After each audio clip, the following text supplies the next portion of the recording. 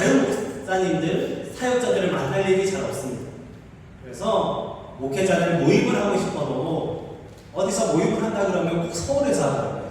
그래서 가기가 쉽지 않은데, 하나 제가 작년부터 꾸준히 하고 있는 모임 중에 하나가 독서 모임입니다. 이게 뭐냐면 직접 만나는 건 아니고 매주 목요일 12시까지 그 주간에 읽었던 책을 요약하고 느낀 점을 올리는 거예요. 그래서 거기에 서로 평가를 그런 건 아니고, 내가 책을 읽고 있다, 나는 이런 걸 느꼈고 이런 은혜를 받았으니 그 은혜를 나누는 걸 하고 있습니다. 그런데 이게 일주일에 한 번은 책 읽는 게 또 쉬워 보이지만 또 쉽지 않더라고요. 그래서 제가 열심히 책을 읽으려고 노력하는데 꼭 목요일 되면 일이 생겨요. 그래서 그런 어려움이 있지만 그래도 책을 읽으려고 노력하고 있습니다. 왜 제가 이렇게 열심히 책을 읽으려고 할까요? 왜 그 글을 올리려고 할까요? 안 올리면 벌금 내야 돼요. 그래서 벌금이 세가지고 벌금 안 내려고 제가 열심히 책을 읽어서 올리고 있습니다. 독서 참 좋지요. 독서를 하면 내가 살아보지 않았던 삶을 살게 되고, 내가 미처 알지 못했던 것들을 다른 사람을 통해, 책을 쓰려면 한 권의 책을 쓰려면 적어도 1000권의 책을 읽어야 된다는 말이 있어요. 그러니까 그 사람이 1000권의 책을 읽어서 요약해 놓은 그 지식을 얻을 수 있으니까 얼마나 감사해요. 그런데 독서를 하는 이유가 무엇일까?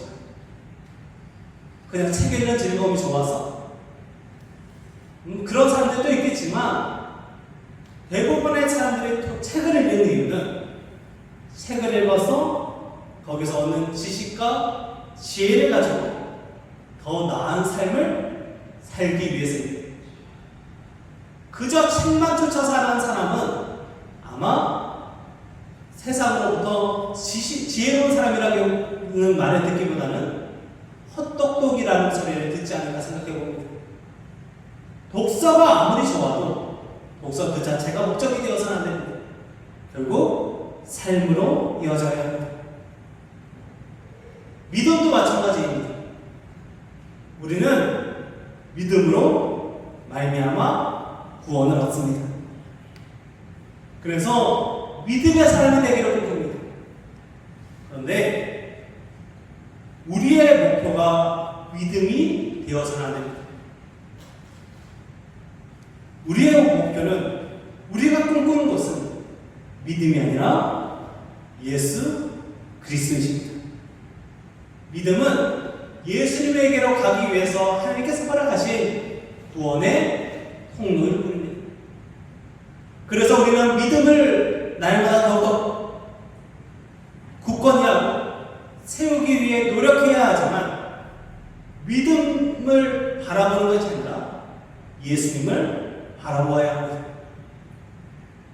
그래서 저는 이것을 믿음의 불씨를 키우는 것이 아닐까 생각해 봅니다. 제가 영원에 와서 경험하고 있는 놀라운 은혜 중에 하나는, 저녁 늦게 불을 피워도 뭐라 하시는 분이 안 계시더라고요. 그래서 아이들이랑 조그만하게 이렇게 불을 피울 때가 있어요. 도시에서 하면 바로 119에 신고하는데, 그래도 여기는 마당에서 아니면 저기 위에 돌 있는 곳에서 아이들이랑 한 번씩 이렇게 불을 켜고 이렇게 피워놓고 이렇게 애들에게 이렇게 캠핑 온 것처럼 할 때가 있습니다. 그때 처음에 나무에 불을 피우는 것도 중요한데, 불을 계속 피우려면, 불을 오래 가게 하려면 그때 땔감을 넣어줘요. 안 그러면 불이 금방 사라져버려요. 믿음의 불씨도 이와 같지 않나 생각합니다. 믿음의 불은 곧 성령의 불인데, 이 불은 가만히 있다고 해서 계속해서 커지진 않습니다. 물론 성령의 역사 가운데 그 불이 유지될 수는 있지만, 하나님은 그 불이 계속해서 키워갈 수 있도록 믿음의 불씨를, 믿음의 땔감을 떼오라 하십니다. 믿음의 불은 누군가를 파괴하는 불이 아닙니다. 누군가를 해치는 불도 아닙니다. 살리는 불이요, 그리고 세우는 불인 줄 믿습니다. 치료의 불이 되는 줄 믿습니다. 그래서 우리는 이 믿음의 불을 날마다 키우기 위해서 믿음이라는 그 자체가 아니라 더욱더 본질적인 우리가 바라봐야 하는 예수, 하나님을 바라봐야 합니다. 불 자체가 목적이 아니고 믿음이 목적이 아니라 오직 주님만 우리의 목적이 되는 줄 믿습니다. 이 불을 가지고 가정과 교회와 지역과 사회를 따뜻하게 하고 밝힐 수 있어야 합니다. 그 믿음을 구하시기 바랍니다. 우리에게 이러한 믿음이 있기를 축복합니다. 그러기 위해 오늘은 그 믿음의 불씨를 어떻게 하면 계속해서 피울 수 있을지, 더욱더 크게 할 수 있을지를 한번 나누어보려 합니다. 믿음이 무엇인지를 한번 나누어보고, 그리고 그 믿음에 계속해서 키울 수 있는, 그 믿음의 불을 계속해서 피울 수 있는 은혜를 누리고 세상 속에 나아가는 믿음의 사람이 되시기를 소망하고 축복합니다. 성도님들, 믿음하면 누가 떠오르시는지, 창세기 본문을 읽어놓고 다른 사람 생각하면 어렵겠지만 믿음하면 아마 믿음의 조상 아브라함이 가장 먼저 떠오를 겁니다. 아브라함은 믿음의 조상이라고 부릅니다. 얼마나 믿음이 대단했으면 믿음의 사람이라, 믿음의 조상이라는 별명까지, 그러한 은혜의 이름까지 불릴 수 있었겠습니까? 그런데 우리가 한 가지 알아야 할 것이 있습니다. 아브라함이 훌륭한 믿음의 사람이라는 것은 분명하지만 그렇다고 그가 아무런 흠도 없는 완벽한 사람은 아니라는 점입니다. 믿음은 중요합니다. 믿음은 먼저는 우리에게서, 우리의 신앙의 고백으로, 우리의 영혼에서, 또 우리의 지식에서 믿음으로 고백되어야 합니다. 그런데 거기서 끝나서는 안 되고 반드시 삶으로 이어져야 합니다. 그런 면에서 아브라함은 여러모로 믿음의 조상으로서는 결격사유가 많습니다. 우리는 아브라함에 대해서 믿음의 사람이고 하나님의 말씀에 순종하는 사람으로 알고 있습니다. 그런데 생각해 보시기 바랍니다. 과연 그가 계속해서 순종을 잘했을까? 당장 오늘 본문 말씀만 해도 순종의 말씀, 하나님의 명령이 이후에 그는 온전히 순종하지 않습니다. 오늘 1절 말씀 보니 너의 고향과 친척과 아버지의 집을 떠나 내가 내게 보여줄 땅으로 가라고 말씀하십니다. 아브라함은 정말 갔습니다. 그런데 성경을 보니 본토 친척 아비의 집을 떠나라고 했는데 그 말은 아버지가 떠나라는 말인데, 갈대아우르 원래 고향을 떠나 하란이라는 땅을 갈 때까지 아버지와 함께 길을 떠납니다. 그리고 가나안 땅, 그가 정착했던 그 가나안 땅까지는 친척인 롯과 함께 동행합니다. 그러니까 친척을 떠나라는 말에 순종하지 않았습니다. 그리고 하나님은 온전히 신뢰하지도 않았습니다. 하나님이 가나안 땅으로 가라는 나중에 그 분명한 표시를 주시고 그곳에 정착하게 하시는데 가뭄이 들 때마다 애굽으로 갑니다. 하나님이 주신 약속하신 땅은 분명히 가나안인데 하나님이 신뢰하지 않고 애굽으로 향했던 것이 아브라함이었습니다. 그리고 그 애굽에서는 자신의 목숨을 구제하기 위해서 아내 사라를 2번이나 누이라고 속이기까지 합니다. 그리고 사라를 통해서 낳은 아들을 통해서 믿음의 가문을 이루겠다고 하셨는데 그 약속도 믿지 못해서 척을 두고 그리고 이스마엘이라는 아들을 얻기까지 합니다. 과연 그는 믿음의 사람일까요? 성령의 관점은 우리의 관점과 다릅니다. 우리는 아브라함이 영적으로 인격적으로 훌륭해서 믿음의 조상이라 불렸다고 생각하지만 성경은 그 사람이 얼마나 훌륭한가에 대해서는 별로 관심이 없습니다. 연약하고 부족한 사람을 훌륭한 사람으로 만들어 가시는, 그리고 그렇게 그를 위대하고 사용하시는 하나님의 역사에 관심이 있습니다. 문제 많던 아브라함을 택하시고 그를 믿음의 조상으로 만들어 가시는 분이 우리의 하나님이십니다. 우리는 아브라함이 믿음의 조상이라고 해서 아브라함을 존경해서는 안 됩니다. 그리고 그 믿음을 먼저 꿈꾸기 전에 하나님의 역사를 바라보며 연약했던 아브라함을 믿음의 조상으로 세우셔서 그 약속을 이루시는 하나님을 바라볼 수 있어야 합니다. 아브라함이 아니라 아브라함을 사용하신, 그리고 세우신 하나님을 바라보시기 바랍니다.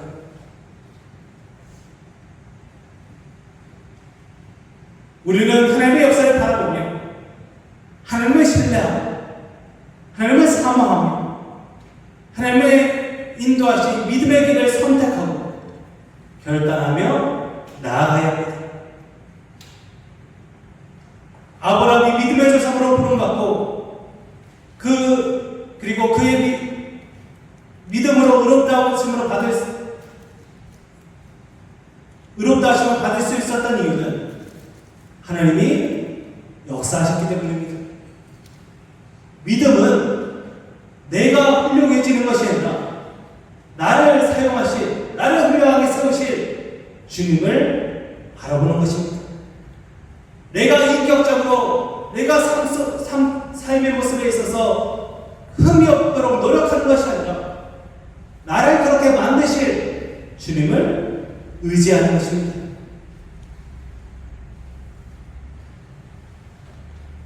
하나님은 연약한 그를 일으켜서 믿음의 길을 가게 하셨습니다. 그 인도하신 가운데 아브라함은 하나님께 날마다 나아가고 기도의 자리를 찾았으며 그 믿음으로 순종하였습니다. 그런 삶이 이어져서 그는 어느새 믿음의 조상으로 세워졌습니다. 12장 1절에서의 아브라함의 모습이 아니라 오늘날 우리가 바라보고 있는 믿음의 조상이 아브라함을 생각하려면 그 속에서 역사하신 하나님을 바라보아야 합니다. 그러므로 우리의 연약함이 아니라 하나님의 강하심을 바라보시기 바랍니다. 우리의 믿음의 없음에 낙심하지 마시고 믿음으로 우리를 세우실 하나님을 기대하시기 바랍니다. 내가 아니라 주님이 먼저입니다. 내가 일하는 것이 아니라 하나님이 역사하십니다. 우리는 그 하나님을 바라보아야 합니다. 우리에게 주어진 믿음에 감사하며 날마다 더욱 큰 믿음을 구하며 주님께 나아가시기 바랍니다. 우리는 연약하지만 주님은 강하심을 기억하며 우리는 부족하지만 주님에게는 능력이 있음을 기억하며 사랑이 아니라 믿음이 아니라 오직 주만 바라보며 나아가시기를 소망하고 축복합니다. 아브라함은 연약한 사람이었습니다. 그러나 그를 붙드신 하나님은 강하시기에 그를 연단시키시고 정과 같은 믿음의 사람으로 만들어 주셨습니다. 그렇게 연약하지만 하나님이 그를 택하시고 그를 믿음의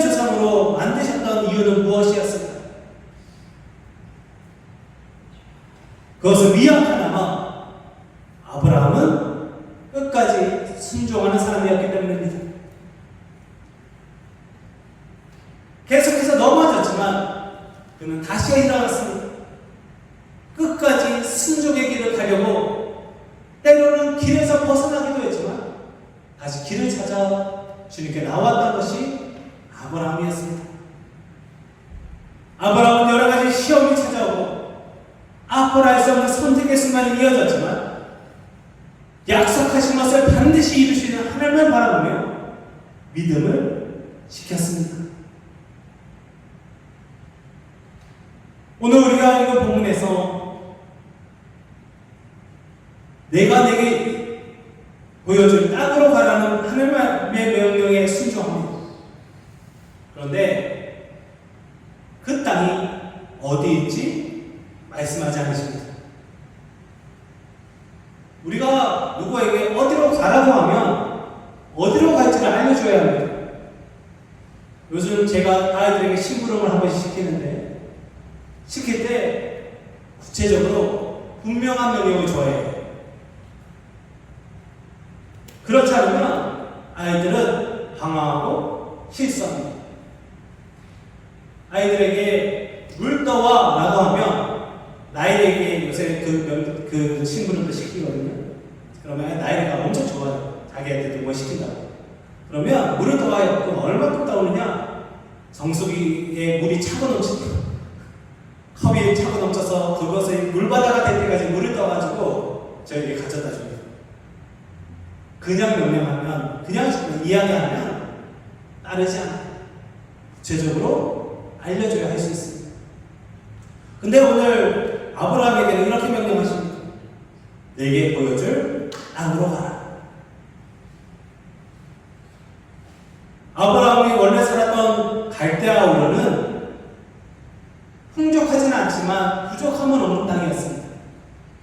그 지리적으로 유브라데 강과 히데갈 강이 합류하는 지역, 그러니까 물이 많은 지역이었기에 농사를 지으면 항상 잘 되는, 물 많은, 그때는 농사 짓는 시대니 물이 많은 곳이 풍족한 곳이었고 인구도 많은 곳이었고 부족함이 없는 땅이었습니다.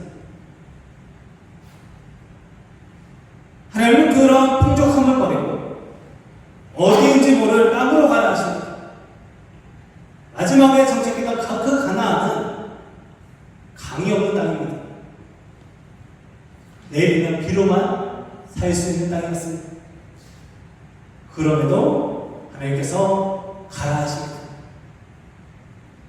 여기에서 땅이라고 되어 있는 말의 성경 원어를 보니 그 땅으로 가라라고 말씀하십니다. 하나님이 이미 생각해 두시고 계획해 두신 땅이 있다는 의미입니다. 아브라함은 그곳이 어디인지 알지 못했지만 하나님이 분명히 내게 명령하셨을 때에는 나를 향한 하나님의 뜻이 있음을 믿고 순종했습니다. 이처럼 믿음은 순종으로 들어갑니다. 약속하신 하나님을 신뢰하고 하나님의 일하심을 기대하며 약속을 이루신 하나님께 감사하며 그 명령에 순종하는 것이 믿음입니다. 믿음은 내가 이해되고 내 계산이 다 서고 나서 하는 것이 아닙니다. 그저 하나님께서 가라면 가는 것이고 하나님이 멈추라면 멈추는 것입니다. 상황을 인도하시는 하나님께 순종하며 그 일에 하나님의 뜻을 발견하는 것이 믿음입니다. 이삭을 바치라는 하나님의 명령도 마찬가지입니다. 100세에 겨우 얻은 아들을 바치라 하십니다. 그럴 거면 주시지를 마시지. 그렇게 겨우겨우 주셔놓고 그 아들을 제물로 바치라 하십니다. 그런데 아브라함은 이에 대해서 생각하지 않습니다. 이유를 따지지도 않습니다. 이것저것 계산해보지 않습니다. 그저 묵묵히 3일 길에 가서 아들을 제단에 바칩니다. 아브라함은 하나님을 믿었기 때문입니다. 아무리 이해해보려 해도 이삭을 바치라는 하나님의 명령은 이해할 수 있는 문제가 아닙니다. 그럼에도 아브라함은 순종했습니다. 그 명령이 아니라 그 명령을 내리신 약속의 하나님을 바라보았기 때문입니다. 말씀에 순종하는 것, 그것이 내 뜻과 다를지라도 하나님을 바라보며 순종의 걸음을 내딛는 것이 진정한 믿음입니다. 어떤 일이 일어날지 알 수 없습니다. 그러나 하나님 반드시 약속하신 것을 이루십니다. 그래서 빌하이브스 목사님은 이렇게 말합니다. 하나님이 어떻게 이루실지는 알 수 없지만 하나님이 이루실 것을 안다. 믿음은 이것입니다. 어떤 일이 일어날지를 알고 가는 것이 아니라 하나님이 반드시 이루실 줄을 믿고 순종하는 것입니다. 아브라함은 하나님은 약속하신 것을 반드시 이루시는 분이죠. 이삭을 죽일지라도 반드시 다시 살려주신다는 믿음으로 이삭을 제물로 바치는 일에 순종합니다. 믿음은 한계를 깨는 일입니다. 믿음은 상식을 깨는 일입니다. 믿음은 말씀을 믿고 순종하고 이성과 상식을 뛰어넘는 도전입니다. 이러한 순종의 삶을 사는 자에게 하나님께서는 여호와 일에 준비하시고 계획하시고 주의 일을 드러내시는 줄 믿습니다. 말씀에 순종하며 연약함을 이기고 이성과 한계를 뛰어넘어서 믿음의 길을 갔던 아브라함의 믿음이 우리의 믿음에게 소망합니다. 아브라함과 같이 날마다 순종하여서 믿음을 드러내는 믿음의 사람이 되시기를 소망하고 축복합니다. 이러한 믿음의 조상으로 부름받은 아브라함은 순종함으로 그 믿음을 계속해서 드러냅니다. 그러한 순종의 모습 가운데 그에게 계속해서 나타나는 모습이 하나가 있습니다. 바로 기도입니다. 아브라함은 어디를 가든지 먼저 제단을 쌓고 무슨 일인지 기도했고 그 기도 가운데 말씀하시는 주님께 순종했습니다. 그에게 다가온 수많은 위기 속에서 아브라함이 흔들리지 않았던 이유는 그가 기도했기 때문입니다. 이에 대해 호산학교의 윤칠소 목사는 그의 책에서 영적인 방법, 많은 방법이 있지만 시험을 이기는 가장 강력하고 실제적인 방법은 기도입니다. 이는 기도로 유혹을 피하고 시련을 견디며 하나님의 테스트를 통과할 수 있는 것입니다. 라고 말합니다. 아브라함은 기도했습니다.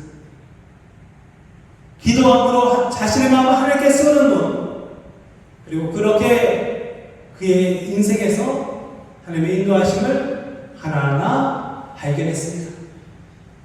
답이 있어서 간 것이 아니라 주님이 있었기에 그곳으로 갈 수 있었습니다. 답이 없어도 갈 수 있는 그 유일한 방법은 바로 기도입니다. 하나님이 약속하신 땅, 가나안 땅에 정착하게 되고 약속의 땅에서 하나님의 구원의 역사가 이루어지는 것을 경험할 수 있었습니다. 그 모든 일들 가운데 그는 늘 기도했습니다. 그러므로 믿음의 사람이 되기를 원하신다면 기도하시기 바랍니다. 그리고 나에게 조그마한 믿음이라도 있다면 더욱 기도하시기 바랍니다. 기도는 우리가 끝까지 순종하며 하나님의 뜻을 쫓아 살겠다는 믿음의 고백입니다. 사실 기도한다고 해서 당장 분명한 답이 나오지는 않습니다. 제가 목회를 하고 중요한 결정을 해야 하는 순간들이 있습니다.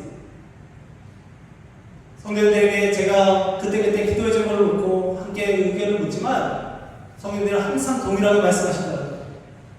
목사님 알아서 하세요. 근데 알아서 한다고 알아서 되는 게 아니더라고요. 그때마다 기도의 자리를 갑니다. 그런데 기도할 때마다 이래도 문제, 저래도 문제가 됩니다. 그리고 이래도 좋아 보이고 저래도 좋아 보이는 일들이 이어집니다. 분명한 답이 없어요. 그럼에도 주의 뜻을 구하며 기도합니다. 그런데 하나님은 단 한 번도 이렇게 해라 라고 말씀하지 않으시더라고요. 그러나 기도하며 나아갔다면 주님은 주의 진리의 일을 주님의 때에 이루어 가셨습니다. 언제 풀릴지 몰랐는데 계단 공사가 완성되고 어떻게 되었지 몰랐는데 또 이렇게 커튼도 달립니다. 그리고 돌아온 모든 순간을 바라보니 내 뜻대로가 아니라 모든 순간 주님은 주님의 뜻을 이루신 줄 믿습니다. 아브라함은 내가 보는 모든 땅을 주시겠다는 하나님의 약속이 이루어지는 것을 보지 못했습니다. 내가 보는 땅 다 줄게 하셨는데 그 땅 주시는 거 보지 못했습니다. 그리고 하늘의 별과 같이 땅의 모래와 같이 자손이 많아지는 약속도 이루어지는 것을 보지 못했습니다. 그런데 그의 아들은 이삭과 이스마엘이 전부였습니다. 그럼에도 그는 묵묵히 기도하며 믿음의 길을 갔습니다. 기도는 당장 분명한 답을 찾는 것이 아니라 기도하는 자의 믿음을 더욱더 단단하게 하는 것입니다. 주의 뜻이 주의 뜻대로 이루어지기를 기대하며 사는 것이기 때문입니다. 그렇게 기도하는 것이 진정한 기도입니다. 그래서 기독교 윤리학자 스탠리 하버워스는 이렇게 말합니다. 그리스도인으로 사는 것은 답 없이 사는 법을 배우는 과정이다. 이렇게 사는 법을 배울 때 그리스도인으로 사는 것은 너무나도 멋진 일이 된다. 신앙은 답을 모른 채 계속해서 나아가는 법을 배우는 일이다. 기도하면 아브라함같이 보이지 않는 땅을 향해 그리고 보이지 않는 약속을 붙잡고 끝까지 믿음의 길을 갈 수 있게 됩니다. 믿음의 사람이었던 아브라함은 기도하는 사람이었습니다. 기도하는 사람은 믿음을 가지고 주만 바라보며 담대히 순종하게 됩니다. 당장 눈에 보이는 분명한 답이 주어지지 않을 수도 있습니다. 그러나 눈에 보이지 않는 하나님은 우리가 볼 수 없는 놀라운 역사를 반드시 이루실 줄 믿습니다. 그러므로 기도하시기 바랍니다.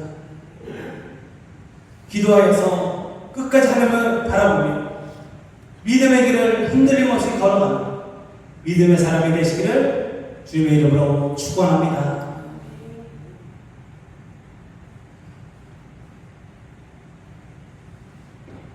아브라함은 믿음의 사람입니다. 그러나 그를 위대하다고 할 수 없습니다. 그를 크게 사용하시고 그를 믿음의 조상으로 만드신 하나님만이 위대하십니다. 우리가 바라보아야 하는 것은 아브라함이 아니라 그에게 믿음을 주신 하나님, 그리고 그를 끝까지 이끄신 하나님이십니다. 연약하고 부족한 아브라함도 믿음의 조상으로 만드신 하나님이다. 우리도 그러한 믿음의 사람으로 변화될 줄 믿습니다.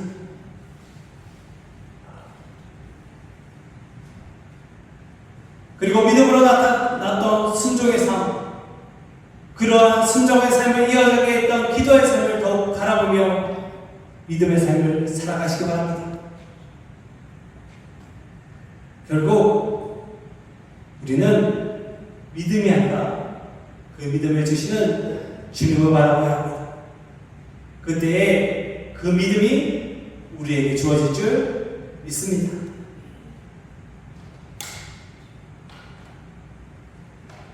믿음은 하나님을 바라보고 나아가게 하는 불씨와 같습니다. 믿음의 불씨가 더욱 커질 수 있도록 우리는 기도해야 합니다. 그 불씨가 커지고 커져 예수 그리스도의 십자가를 걷게 하는 성령의 열매로 외쳐지게 될 줄 믿습니다.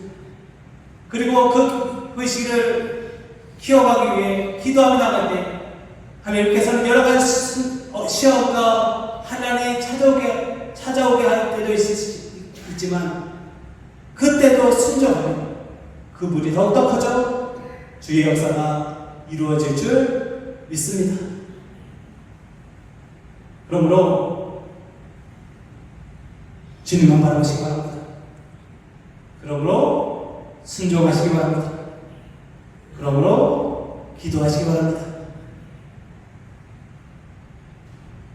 우리도 아브라함 같은 믿음의 사람이 되기 위해서 오직 연약한 자를 강하게 하시는, 약속하신 것을 반드시 지키시는 하나님을 바라보며 날마다 순종하고 이러한 이를 위해 날마다 기도하는 삶을 살아가시고 그러한 믿음의 사람이 되시기를 주님의 이름으로 축복합니다. 그러기 위해 이번 한 주간은 나의 약점과 연약함을 놓고 한번 기도해 보시기 바랍니다. 기도하실 때 이 약점과 연약함을 고쳐주세요 라고 기도하지 마시고 이 약점과 연약함을 사용해 주세요 라고 기도해 보시기 바랍니다. 약점과 연약함은 고쳐지는 것이 아니라 하나님의 도구로 사용되는 하나님의 은총의 통로인 줄 믿습니다. 이번 한 주간 연약함과 약점을 강하게 하시는 하나님을 기대하시고 하나님의 은혜를 구하며 간절히 기도하는 한 주로 보내시기 바랍니다. 그러므로 말씀에 순종해야 합니다. 두 번째, 저희는 항상 가을에 성경을 읽지요. 그런데 이번에 말씀을 읽을 때는 말씀에 더욱더 순종하기 위해 그 말씀을 읽어보시기 바랍니다. 그러기 위해 말씀을 읽으시기 바랍니다. 제가 이번 정교인 100개 10편에게 이렇게 날드렸는데 한번 읽어보시기 바랍니다. 이것도 주님께서 주시는 하나의 말씀이고 순종의 통로인 줄 믿습니다. 말씀에 순종하는 마음으로 날마다 시편을 마음속 깊이 새기며 열심히 성경을 읽고 100일의 삶, 날마다의 삶이 은혜의 삶이 되시기를 소망합니다. 그리고 그러므로 기도해야 합니다.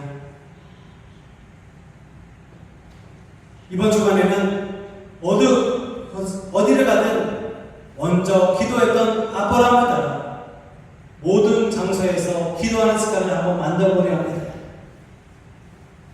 장소가 옮겨질 때마다 하나님 이곳에도 함께 해주세요 라고 기도하며 그 문턱을 넘으시기 바랍니다. 오늘 집에 가시면서부터 집문을 열고 들어가실 때 하나님 우리 가정 가운데 함께 해주세요 라고 기도하시기 바랍니다.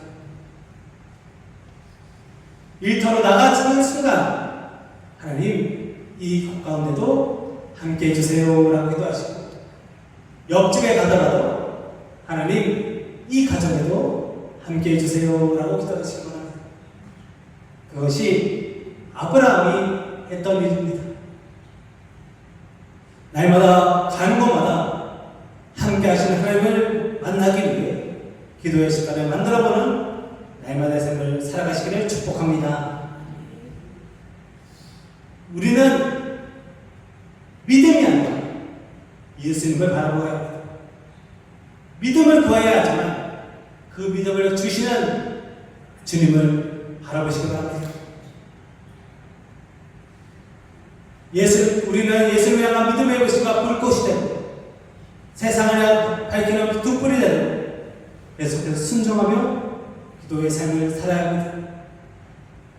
우리는 여전히 연약하지만 주님은 영원히 강하십니다. 우리는 그 은혜를 잊을 때도 있지만 하나님 여전히 신실하십니다. 우리가 가장 약한 그때가 하나님이 가장 강하게 일하신 은혜에 대한 줄 믿습니다.